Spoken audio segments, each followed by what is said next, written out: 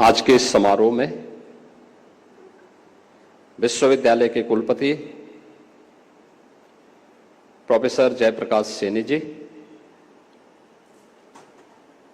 गोरखपुर के माननीय सांसद श्री रवि किशन शुक्ला जी, महापौर गोरखपुर डॉक्टर मंगलेश श्रीवास्तव जी, विश्वविद्यालय के कुल सचिव, विश्वविद्यालय के सभी हमारे फैकल्टी मेंबर्स, सभी माननीय जनप्रतिनिधिगण और विश्वविद्यालय के सभी छात्र छात्राएं, एक साथ विश्वविद्यालय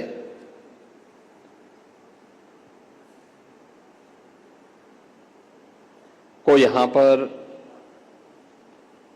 विकास कार्यों के लिए, नई फैकल्टी के लिए और अपने विशिष्ट कार्यशैली के माध्यम से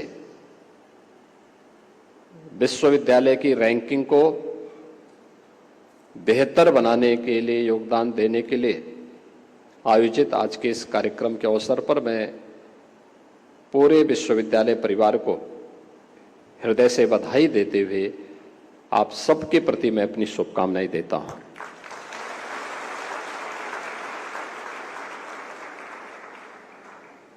मेरे लिए प्रसन्नता का विषय है कि मदन मोहन मालवीय प्रौद्योगिकी विश्वविद्यालय यह अब सतत नहीं बल्कि समग्र विकास की परिकल्पना को लेकर के कार्य कर रहा है। मित्रों, जब हम विकास की अवधारणा की बात करते हैं तो भारतीय मनीषा ने पश्चिम के सस्टेनेबल डेवलपमेंट की बजाय, यानी सतत विकास की बजाय एक समग्र विकास की परिकल्पना को सामने रखा था।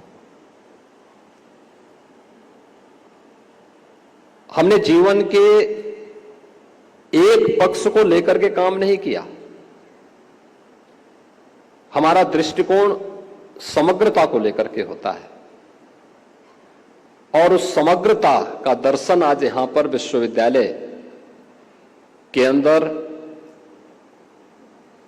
नव निर्माण के कार्यक्रमों के लोकार्पण और शिलान्यास के इस कार्यक्रम के माध्यम से, विश्वविद्यालय के लिए नव चयनित फैकल्टी मेंबर्स की नियुक्ति और शपथ ग्रहण समारोह के माध्यम से और अपने अपने विषय को लेकर के विश्वविद्यालय को बेहतर रैंकिंग प्रदान करने वाले उन शिक्षकों के सम्मान को लेकर के, यह समग्र दृष्टि नहीं तो क्या है? अगर हमारा पक्ष सतत का होता, सस्टेनेबल होता, तो हम किसी एक पक्ष को लेकर के काम करते हैं, उसी पर फोकस करते। लेकिन नहीं, यह भारतीय दृष्टि है कि हम समग्रता पर विश्वास करते हुए आगे बढ़ेंगे और आज उसका दर्शन इस विश्वविद्यालय के अवसर पर हो रहा है। मैं नवनियुक्त 76 शिक्षकों को, जिन्हें अभी यहां पर विश्वविद्यालय के कुलपति ने शपथ ग्रहण करवाया है, विश्वविद्यालय परिवार में शामिल होने के लिए मैं उनका हृदय से अभिनंदन करता हूं और उन्हें इस बात को ध्यान में रखना होगा कि वे विश्वविद्यालय परिवार का हिस्सा बने हैं। चयन की एक कठिन परीक्षा को उत्तीर्ण करने के उपरांत उनका विश्वविद्यालय की सिलेक्शन बोर्ड ने उन्हें विश्वविद्यालय के अनुकूल पाया, अब उनका दायित्व होना चाहिए जिस कार्य के लिए उनका चयन हुआ है वे उस कार्य में अपने आप को उन्हें साबित करना होगा। अभी आपने प्रवेश लिया है, लेकिन आपको अपने आप को साबित करना होगा कि चयन बोर्ड के द्वारा आपको चयन की प्रक्रिया के माध्यम से जो आपका सिलेक्शन हुआ है, यह सिलेक्शन उत्कृष्टतम सिलेक्शन था। विश्वविद्यालय के विकास की, समग्र विकास की इस प्रक्रिया का हिस्सा बनकर के जब आप कार्य करेंगे और अपने आप को साबित करने का जो अवसर जो बार बार आपको प्राप्त होगा, तो वही आपके लिए एक अवसर भी होगा। विश्वविद्यालय प्रोग्रेस करेगा तो आप भी उसके साथ सम्मान के पात्र बनेंगे।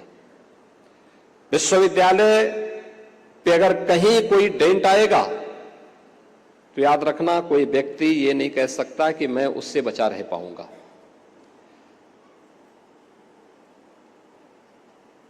हर एक व्यक्ति जो संस्था से जुड़ा हुआ है उसकी प्रगति का हिस्सेदार भी है, और अगर उसकी प्रगति नहीं बल्कि उन्नति के बजाय वह अवनति की तरफ जा रहा है तो उस अवनति के लिए जिम्मेदार भी है। ये दोनों चीजें जीवन में समान रूप से चलती हैं।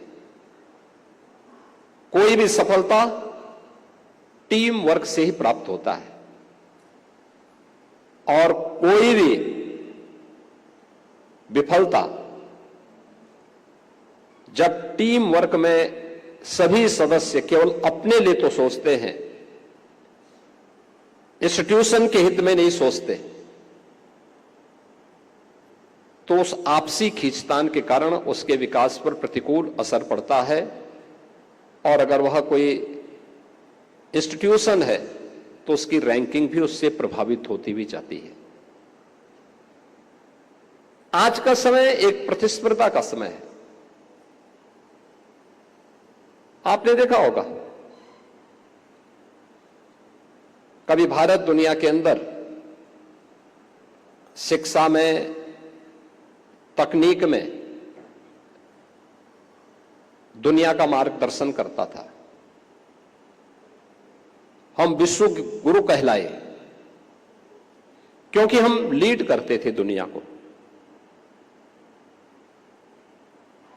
कहते हैं 1600 ईस्वी के पहले दुनिया की जीडीपी में भारत की हिस्सेदारी 30% से अधिक थी।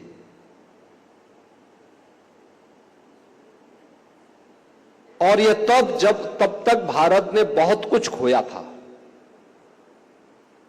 यानी अगर 10वीं सदी को हम देखें तो 10वीं सदी तक भारत का दुनिया की जीडीपी में आधे से अधिक की हिस्सेदारी अकेले भारत की हुआ करती थी। ये लगातार गिरती गई, ये नीचे आता गया। अंग्रेजों ने अपने कालखंड में, अपने समय में यहां के संसाधनों को लूटा, भारत को रॉ मटेरियल का एक अड्डा बनाया, और यहां के हर एक संसाधन को उन्होंने अपने स्वार्थ के लिए दुनिया के मार्केट तक पहुंचा करके यहां की अर्थव्यवस्था को कैसे नष्ट किया, यह किसी से छुपा हुआ नहीं। और आज देखते ही देखते भारत कहां है। यानी आजाद भारत में 1947 से लेकर के 2014 तक आते जाते इन 65 से 70 वर्षों के दौरान भारत ने हर एक क्षेत्र में कुछ न कुछ तो किया होगा, लेकिन भारत दुनिया की केवल 11वीं अर्थव्यवस्था बन पाया था। और पिछले 10 वर्ष के अंदर भारत ने जो प्रगति की, हर एक क्षेत्र में आज आप देखते होंगे कुछ नयापन देखने को मिलता है, एक नई ऊर्जा, एक नया उत्साह, एक नया उमंग हम सबको देखने को मिलता है। आज भारत दुनिया की 5वीं बड़ी अर्थव्यवस्था बन गया है और अगले 2 वर्ष के अंदर भारत दुनिया की 3री बड़ी अर्थव्यवस्था बनने वाला है। यानी भारत इसलिए 3री बड़ी अर्थव्यवस्था बन रहा है क्योंकि आज भारत की विकास की दर दुनिया के अंदर किसी भी अन्य देश की तुलना में सबसे बेहतर दिशा में आगे बढ़ रही है। हर एक क्षेत्र में भारत आज अपनी एक नई पहचान के साथ आगे बढ़ रहा है। आज दुनिया के सामने भारत अपने आप को साबित कर रहा है, हर भारतीय अपने आप को साबित कर रहा है। प्रधानमंत्री मोदी जी के नेतृत्व में पिछले 10 वर्ष में बदलते हुए भारत को हम सब ने देखा है। हो सकता है इससे पहले भी हो संभावना थी, क्योंकि देश तो वही है, संसाधन भी वही है, तंत्र भी वही है, नेतृत्व बदला और उस नेतृत्व ने अपने दूरदर्शिता के कारण आज भारत को दुनिया के सामने उन ऊंचाइयों तक पहुंचाने का काम किया है जहां पर जाने के लिए पूरी दुनिया उतावली दिखती है। मित्रों, किसी व्यक्ति हो या देश, उसकी सबसे सही पहचान का समय होता है जब उसके सामने चुनौती होती है, संकट होता है। दुनिया के सामने संकट आया था वैश्विक महामारी कोरोना के दौरान। दुनिया के बड़े बड़े देश धराशायी हो गए, पस्त हो गए कोरोना के सामने। उनकी हालत अत्यंत खराब हो चुकी थी। लेकिन भारत एक ऐसा देश था जहां पर प्रधानमंत्री मोदी जी के नेतृत्व में पूरा भारत लोकतांत्रिक मूल्यों को बनाए रखते हुए भी 140 करोड़ लोगों को फ्री में टेस्टिंग की सुविधा प्रदान कर रहा था। उन्हें फ्री में उपचार की सुविधा भी प्रदान कर रहा था। उनके लिए वैक्सीनेशन के कार्यक्रम को भी उनके साथ जोड़ रहा था। फ्री में वैक्सीन भी सभी लोगों को दे दिए और जरूरतमंदों को फ्री में राशन की सुविधा का भी लाभ प्रदान कर रहा था। दुनिया के अंदर किसी देश में नहीं हो पा रहा था। कहीं वैक्सीन नहीं था, कहीं टेस्टिंग किट नहीं थी, कहीं पर राशन के लिए लोग परेशान थे, कहीं उपचार की व्यवस्था नहीं थी। और दुनिया की बड़ी बड़ी ताकतें इस महामारी के सामने पस्त होती हुई दिखाई दी। लेकिन भारत ने अपने आप को साबित किया। अवसर सबको मिलते हैं, याद रखना। जो कोरोना कालखंड में दुनिया के सामने अवसर थे, वे अवसर सबको मिलते हैं। बस जो धैर्य के साथ उन चुनौतियों का सामना करता है वह निखरता है, और जो उससे प्लान करता है वह बिखरता है। और यह व्यक्ति के जीवन में भी और राष्ट्र के जीवन में भी यही अक्सरशः सही बैठता है। हम इस विश्वविद्यालय के, आप इस विश्वविद्यालय के यहाँ पे फैकल्टी मेंबर्स भी हैं, यहाँ के छात्र छात्राएं भी हैं। शिक्षक हो या छात्र, सबकी अपने अपने क्षेत्र में अपनी जवाबदेही है और हमारा प्रयास होना चाहिए कुछ नयापन करने की। लीक से हट करके कुछ नयापन करने की। और ये हर एक क्षेत्र में संभावनाएं हैं। अगर आपको एक विशिष्ट स्थान प्राप्त करना है तो आपके लिए वे अवसर मौजूद होंगे। समाज की आज की आवश्यकता क्या? आज पूरी दुनिया, आप सामान्य जीवन में भी इस बात को अनुभव करते होंगे। हम इस मदन मोहन मालवीय प्रौद्योगिकी विश्वविद्यालय के पार्ट बने हुए हैं। ये केवल एक विश्वविद्यालय नहीं है। विश्वविद्यालय अपने स्रोत से या फिर शासन के सहयोग से इसको संचालित कर रहा है। अगर यही निजी क्षेत्र में होता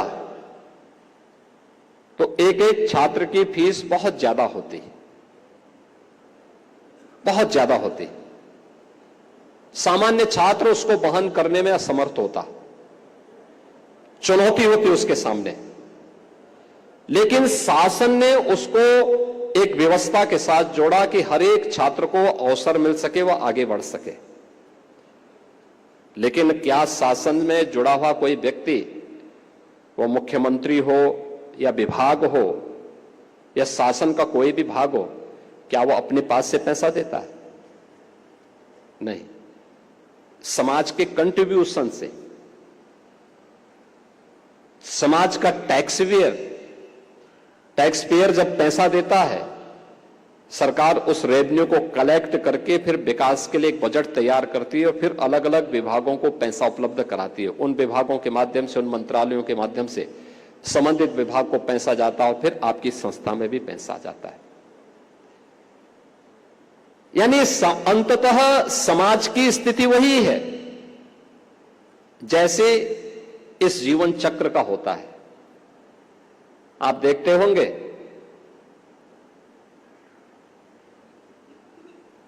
कि बरसात होती है, पानी बरसता है और पानी नदियों के माध्यम से फिर समुद्र में चला जाता है। समुद्र से वाष्प बनकर के कब और फिर बादल बना है किसी को दिखाई नहीं देता है, लेकिन फिर आवश्यकता के अनुरूप समान रूप से सभी जगह बारिश करते हुए फिर उस चक्र को चलाता रहता है। और उसी पर आधारित होती है शासन की व्यवस्था भी। टैक्सेशन सरकार का उसी पद्धति पर आधारित होता है। व्यक्ति से सीधे नहीं लिया जाता, कहीं जीएसटी के माध्यम से लेता है, कहीं पर वैट के माध्यम से सरकार लेती है, कहीं पर किसी अन्य उसके माध्यम से पैसा सरकार के पास जाता है।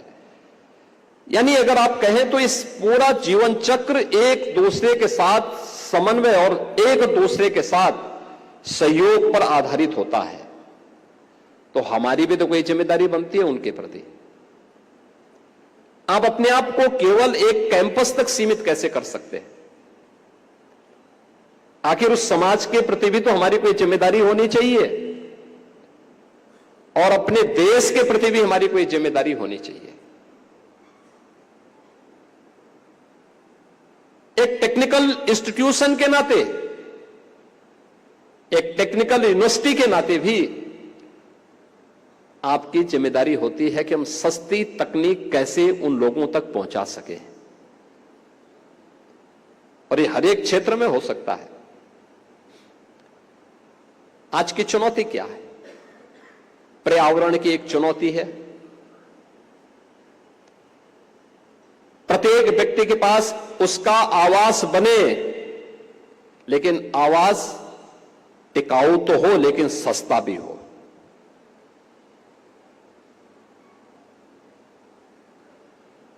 विकास के लिए कम्युनिकेशन बहुत महत्वपूर्ण साधन है।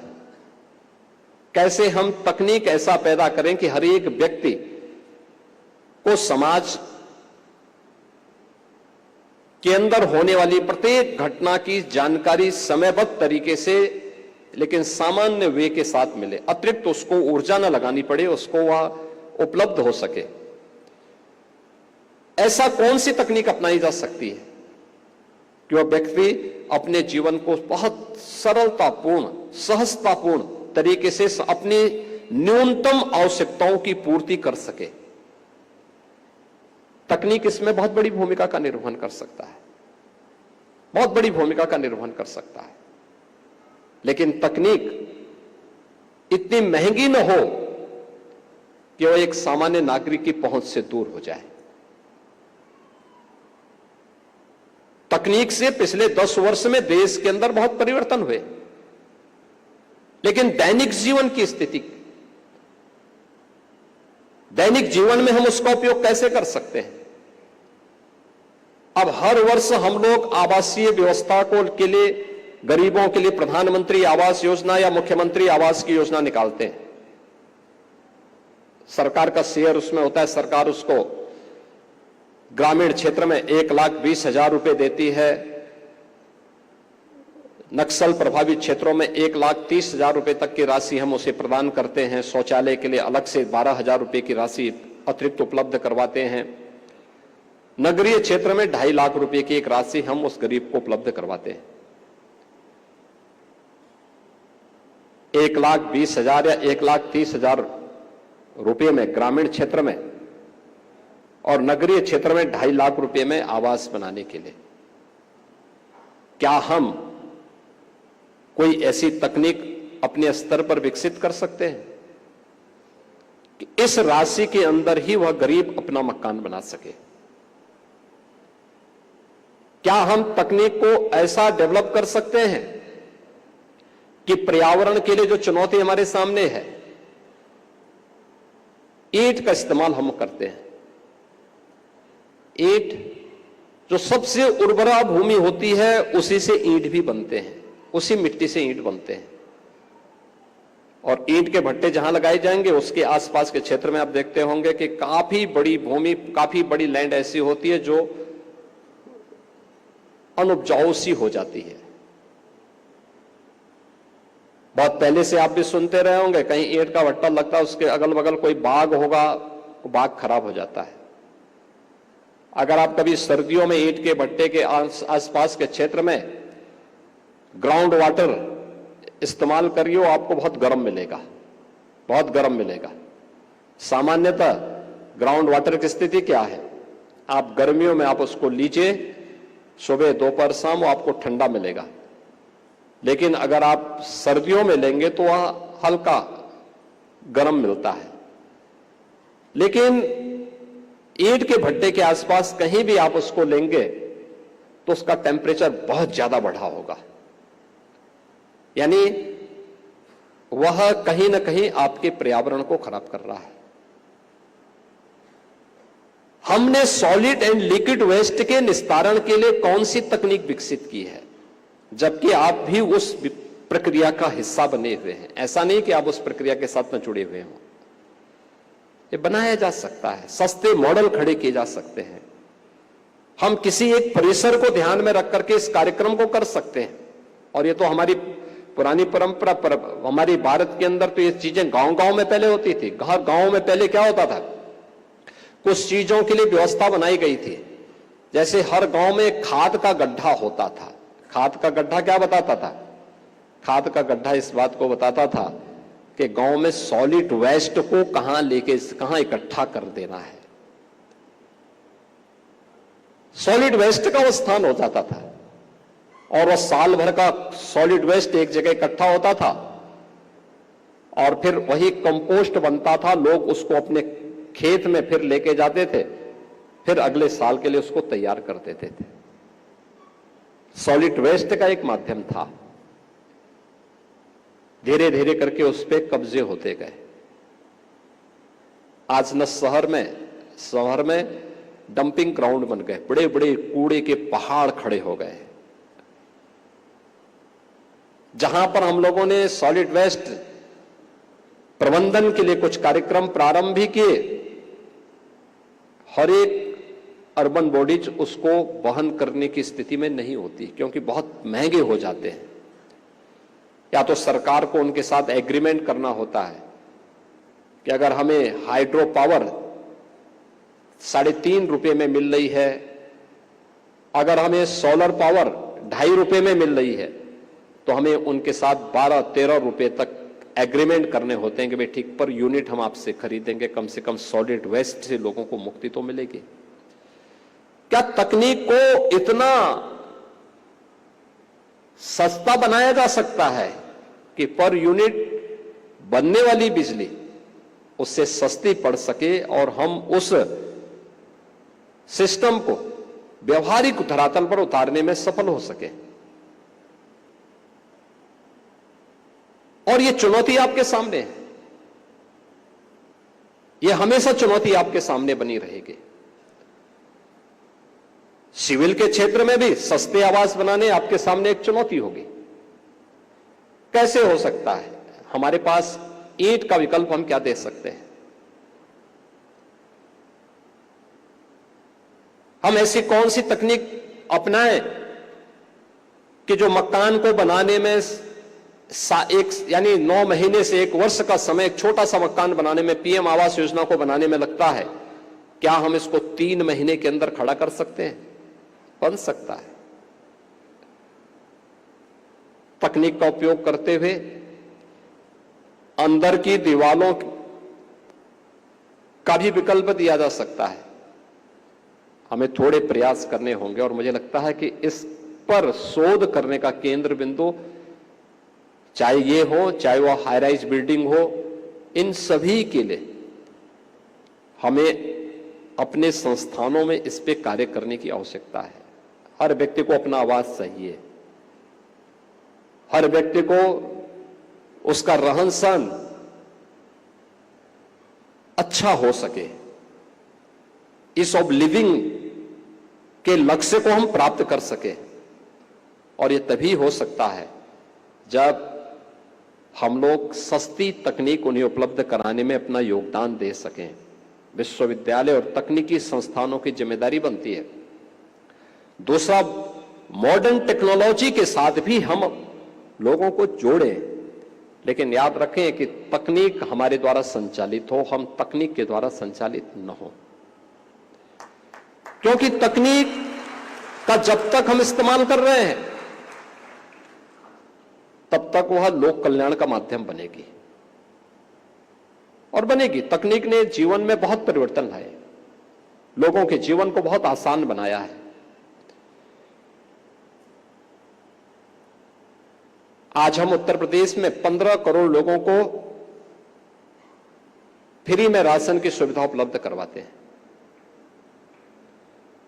और उन 15 करोड़ लोगों को राशन की सुविधा मिल रही कि नहीं मिल रही है, हमने फाइंड सेल मशीन के माध्यम से एक एक को हम ऑब्जर्व कर सकते हैं। इससे पहले ये चीजें नहीं थी 2017 के पहले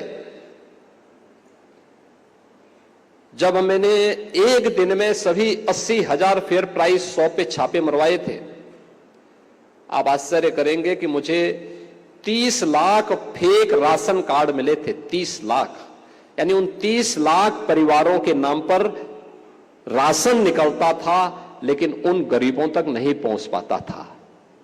और आज मैं कह सकता हूं कि 15 करोड़ लोगों को, हर एक परिवार को जितनी उनकी यूनिट होगी उन सभी यूनिट को आज राशन की सुविधा का लाभ उत्तर प्रदेश में प्राप्त हो रहा है, फाइंड सेल मशीन के माध्यम से, ई पॉस मशीन के माध्यम से।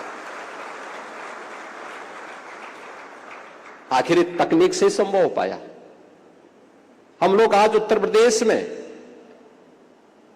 1 करोड़ 6 लाख वृद्धजनों को, निराश्रित महिलाओं को और दिव्यांग जनों को 12,000 रुपए वार्षिक पेंशन की सुविधा दे रहे हैं। पैसा हर तीसरे महीने उनके अकाउंट में सीधे चली जाती है। जब ये मैन्युअली था 300 रुपए उन्हें पेंशन मिलती थी, 1 महीने की 300 रुपया, हमने उसको बढ़ा करके 1,000 रुपया किया और 300 रुपये पेंशन मिलती थी, 6 महीने में एक बार मिलती थी। शासन से 6 महीने में एक बार जिले में आती थी, यानी 1,800 रुपया उनको अगर मिला तो 1,800 रुपये में से वहां का जो बाबू होता था वह अपना कट मांगता था उस गरीब से। और परिणाम क्या होता था कि एक तो पेंशन के लिए जाते आते समय 1800 की बजाय उस व्यक्ति के तक बामुश्किल 200-300 रुपए ही पहुंच पाता था, क्योंकि आने जाने का किराया, बाबू का कट और ये सभी चीजें। लेकिन आज तकनीक ने उस कट को भी और उस किराए को भी पूरी तरह समाप्त कर दिया है। सीधे उसके अकाउंट में पैसा जा रहा है और हर एक गांव में आज के दिन पर वीसी सखी है। वीसी सखी के माध्यम से वो सीधे अपने पैसे को कभी भी आहरित कर सकते हैं, कभी भी निकाल सकते हैं, कभी भी पैसा जमा कर सकते हैं। शासन की सुविधा और शासन के द्वारा अपनाई गई तकनीक एक व्यक्ति के जीवन में परिवर्तन कर सकती है। पर्यावरण के मामले में आप देखते होंगे, पर्यावरण के मामले में भी ये चीजें बहुत कुछ कर सकती हैं। 2017 के पहले आपने देखा होगा जितनी भी अर्बन बॉडीज में स्ट्रीट लाइट लगती थी, ये स्ट्रीट लाइट हैलोजन के होते थे। एक तो पावर कंज्यूम इसमें बहुत ज्यादा होता था, दूसरा वह कभी जलता था और कभी अचानक बंद हो जाता था। कोई पीली होती थी, कोई नीली होती थी, कोई लाल जलती थी, अचानक बंद हो गया, फिर चालू होने में उसको कुछ समय लगता था। और बरसात के समय तो उस लाइट के नीचे कोई खड़ा भी नहीं हो सकता था, इतने कीड़े उस पे आते थे, इतने जलते थे, बदबू आती थी। आज आप देखते होंगे हम लोगों ने 16 लाख हैलोजन और अन्य रंग बिरंगी जो लाइटें थी इनको हटवा करके, स्ट्रीट लाइट को हटा करके स्ट्रीट लाइट में उसे बदला, LED street light. LED street light power consume कम हो रहा है, उसका घटक काफी कम हुआ है।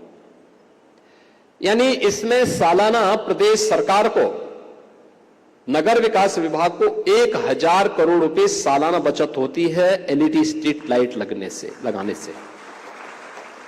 और रिप्लेस करने का कोई पैसा भी नहीं देना पड़ा, कोई पैसा नहीं देना पड़ा। ये केवल लाइट को कम और ज्यादा करने का नहीं था, उससे कार्बन उत्सर्जन भी होता था। इससे कार्बन एमिशन काफी कम है, न्यूनतम है, और यह प्रधानमंत्री मोदी जी के नेट जीरो के लक्ष्य को प्राप्त करने में बड़ी मदद कर रहा है। ऐसे ही हर एक क्षेत्र में हम कर सकते हैं। मदन मोहन मालवीय प्रौद्योगिकी टेक्निकल यूनिवर्सिटी को इस कैंपस के सीवर और ड्रेनेज के ट्रीटमेंट की प्लानिंग अपने स्तर पर करनी चाहिए और तकनीक, अपनी देसी तकनीक को अपना करके करनी चाहिए। एक नया मॉडल बनाना चाहिए। यह बन सकता है, संभव है, थोड़ा प्रयास करना पड़ेगा, थोड़ी स्थिरता के साथ सोचना पड़ेगा। मुझे याद है आज से चार वर्ष पहले की घटना है गोरखपुर नगर निगम पर एनजीटी ने एक पेनल्टी लगाई, काफी बड़ी पेनल्टी थी, क्योंकि सिटी का जो भी ड्रेनेज था ये सीधे राप्ती नदी में उड़ेल दिया जाता था। एक सज्जन ने कंप्लेंट की एनजीटी में, एनजीटी ने उसकी जांच करवाई, वो सही पाया और काफी भारी पेनल्टी गोरखपुर नगर निगम पे लग गई। पेपर में आया, मैं गोरखपुर में आया था, मैंने भी जानकारी ली, मैंने बैठक ली, मैंने पूछा उनसे, मैंने कहा ये पेनल्टी कैसे लग गई? उन्होंने कहा ड्रेनेज हमारा। और जैसे होता है पेनल्टी से बचने के लिए उन्होंने 110 करोड़ रुपए का एक एसटीपी का एक ट्रीटमेंट प्लांट स्थापित करने के लिए शासन के पास अपना प्रस्ताव भेज दिया।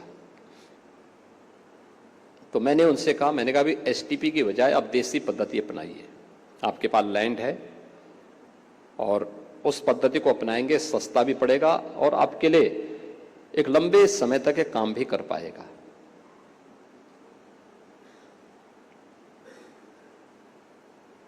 उन्होंने कहा क्या हो सकता है?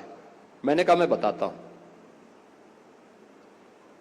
एक काम करिए, जहां पे आपका ये ड्रेनेज गिर रहा है उसके आसपास एक पौंड बनाइए और उस पौंड से 2 ड्रेन निकालिए।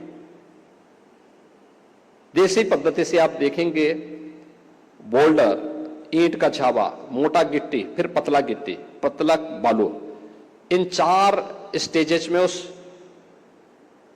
ड्रेनेज जो सिटी का है या स्टॉर्म वाटर बरसात का होगा उससे गुजारिए। आप देखेंगे इसके बाद चौथे चरण के बाद जो जल निकलेगा एकदम क्लीन वाटर निकलेगा। हां, इसको समय समय पे सफाई करनी पड़ेगी और इस पर आप कुछ कर सकेंगे तो करना चाहिए। खैर, उन्होंने पौंड तो नहीं बनाया, लेकिन बाकी तकनीक का उसमें उपयोग किया। उन्होंने कुछ वनस्पतियां उसके लिए चुनी, उसको भी उन्होंने लगाया। 110 करोड़ रुपए जिस कार्य के लिए उनके खर्च होने थे, उन्होंने मात्र 4 करोड़ में उसको किया और बमुश्किल जिसमें 10 करोड़ रुपए प्रतिवर्ष उनका खर्च होता, उसके मेंटेनेंस पर और उसके बिजली आदि के खर्चे पर, उस पर केवल उनका मुश्किल से 4-5 लाख रुपए सालाना का खर्च आ रहा है। और आज वह मॉडल अभी 1 से 4 जनवरी के बीच गोरखपुर के म्युनिसिपल कॉर्पोरेशन के कमिश्नर को उसका पहले प्रेजेंटेशन करने के लिए नीति आयोग ने दिल्ली में और फिर जर्मनी में उस मॉडल का इन्होंने प्रेजेंटेशन वहां पर भी किया है। उन लोगों ने भी स्वीकार किया कि हां, हमें इस पद्धति पर, याद रखना, जर्मनी दुनिया के अंदर वह देश है जो तकनीक के मामले में दुनिया में अपनी एक अलग पहचान रखता है और तकनीक में जितनी आक्रामकता जर्मनी के पास है किसी के पास नहीं है। लेकिन आज वह भी इस बात को मानता कि हमें इन पद्धतियों की तरफ जाना पड़ेगा और इन पद्धतियों की शरण में जाकर के ही हम अस्थायी रूप से परमानेंट उन समस्याओं का सॉल्यूशन दे सकते हैं जो हमारे सामने है। ऐसे ही इस कैंपस में, अलग अलग कैंपस के अंदर हमें इस व्यवस्था को देना पड़ेगा। कैसे हम इन समस्याओं का समाधान का रास्ता निकाल सकते हैं। और आज ये और भी आसान इसलिए हमारे लिए है जब हम एआई का इस्तेमाल कर रहे हैं।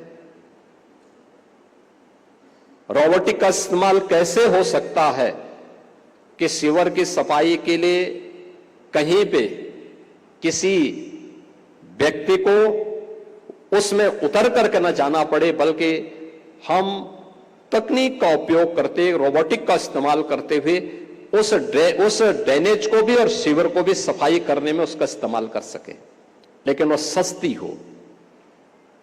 हर एक व्यक्ति उस महंगे खर्चे को उठाने की सामर्थ्य नहीं रख सकता। हर एक म्युनिसिपल कॉर्पोरेशन या हर एक अर्बन बॉडी इसको नहीं उठा सकती।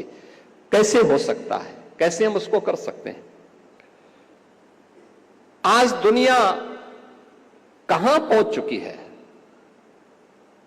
क्या मदन मोहन मालवीय प्रौद्योगिकी विश्वविद्यालय भारत के उन प्रतिस्पर्धा के क्षेत्र में अपने आप को आगे करेगा? क्वांटम कंप्यूटिंग के लिए नए सेंटर स्थापित करने, नए हब को स्थापित करने की एक नई प्रतिस्पर्धा प्रारंभ हुई है। हमें उस दिशा में आगे बढ़ना चाहिए। शुरुआत छोटे से होती है, एक साथ नहीं होगी, बहुत बड़े पैमाने पे नहीं हो सकती, और उत्तर प्रदेश में संभव है।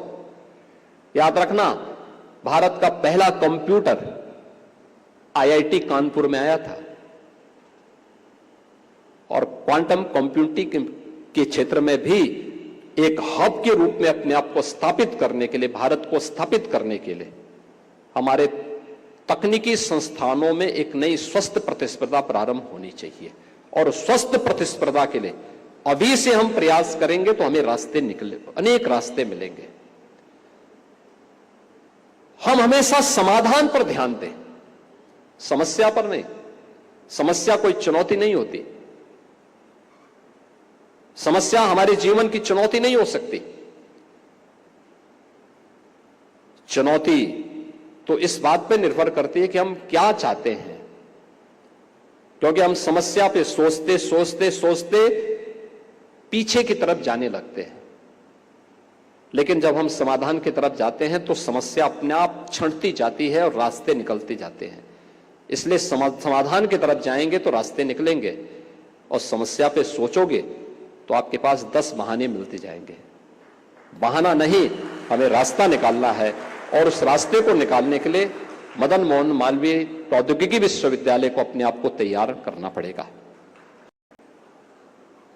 बहुत सारी रैंकिंग आपकी आई है, मैं देख रहा था विश्वविद्यालय की रैंकिंग को भी, अलग अलग क्षेत्र में विश्वविद्यालय ने बहुत अच्छी रैंकिंग के साथ अपने कार्य को आगे बढ़ाया है।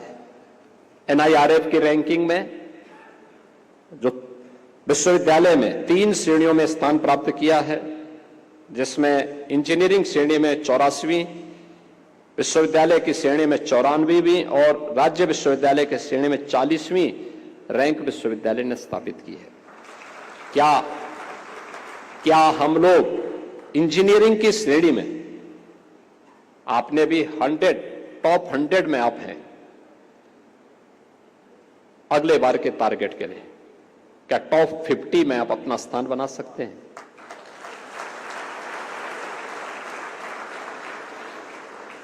विश्वविद्यालय के श्रेणी में 94वीं की बजाय हम टॉप 50 में पहले फर्स्ट पेज में इसको अपने आप को तैयार कर सकते हैं। और राज्य विश्वविद्यालयों में भी जो आपने 40वीं रैंक प्राप्ति की है, क्या हम राज्य के विश्वविद्यालयों में टॉप 10 के अंदर अपने स्थान को बनाए रखने में आगे बढ़ सकते हैं? एक चुनौती होगी, लेकिन हमें देखना होगा। और क्वेस रैंकिंग में अभी तो साउथ एशिया और एशिया में ही हमारी रैंकिंग, हमें काम करना होगा। साउथ एशिया में हमारी 292वीं और एशिया में 901वीं रैंकिंग है। हमारा प्रयास होना चाहिए, अगर हम देश के अंदर अच्छे टेक्निकल इंस्टीट्यूशन के रूप में अपना स्थान बना लेते हैं, राज्य के अंदर टॉप 10 यूनिवर्सिटीज में अपना स्थान बना लेते हैं, मेरा मानना है कि अपने आप ही एशिया के टॉप 100 में हमारा स्थान आएगा।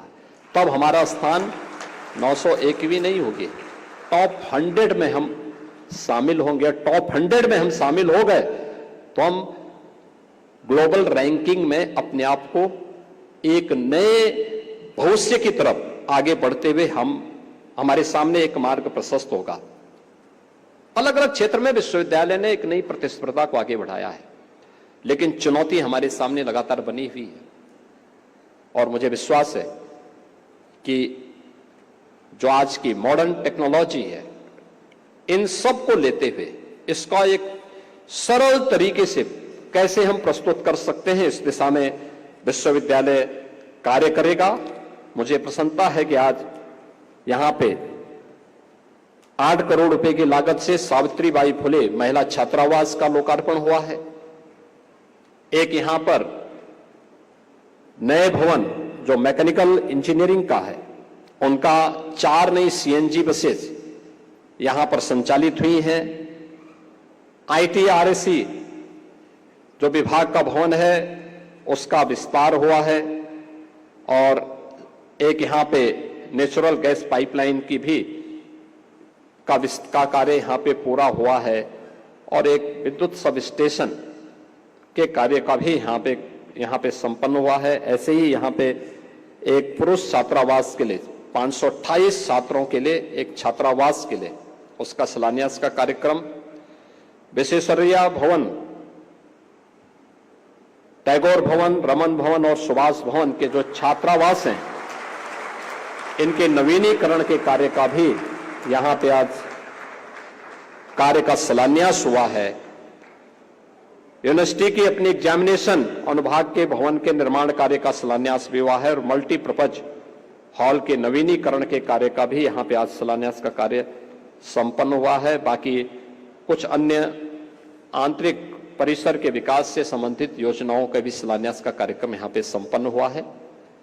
मुझे पूरा विश्वास है कि समग्र विकास की इस दिशा में मदन मोहन मालवीय टेक्निकल यूनिवर्सिटी लगातार कार्य करके अपनी पहचान को आगे बढ़ाएगा। और मैं तो बार बार इस बात को मानता हूं कि हमारे इंस्टीट्यूशन को उस क्षेत्र विशेष में जहां पर वह स्थित है वहां के नॉलेज और टेक्निकल पार्टनर के रूप में कार्य करने के लिए अपने आप को तैयार करना होगा। केंद्र हो या राज्य सरकार, अगर उसको तकनीकी सहयोग की आवश्यकता है तो टेक्निकल पार्टनर के रूप में मदन मोहन मालवीय टेक्निकल यूनिवर्सिटी को हमेशा अपने आप को आक्रामक तरीके से आगे आकर के उसके लिए तैयार करना होगा कि हां हम करेंगे, हम इस दिशा में पूरा सहयोग करने को तैयार हैं। तो विश्वविद्यालय के पास अपने रिसोर्सेस भी बढ़ेंगे और विश्वविद्यालय को अपनी रैंकिंग को भी और सुधारने में मदद मिलेगी। मैं एक बार फिर से मदन मोहन मालवीय तकनीकी विश्वविद्यालय के कुलपति प्रोफेसर जेपी सैनी जी को, यहां के विश्वविद्यालय के सभी अधिकारियों को, यहां के सभी शिक्षकों को और सभी छात्रों को अपनी शुभकामनाएं देता हूं और विश्वास करता हूं कि यह विश्वविद्यालय अपने नाम के अनुरूप, महामना की भावनाओं के अनुरूप अपने आप को साबित करने में सफल होगा। आप सबके प्रति मेरी मंगल में शुभकामनाएं। धन्यवाद। जय हिंद। धन्यवाद।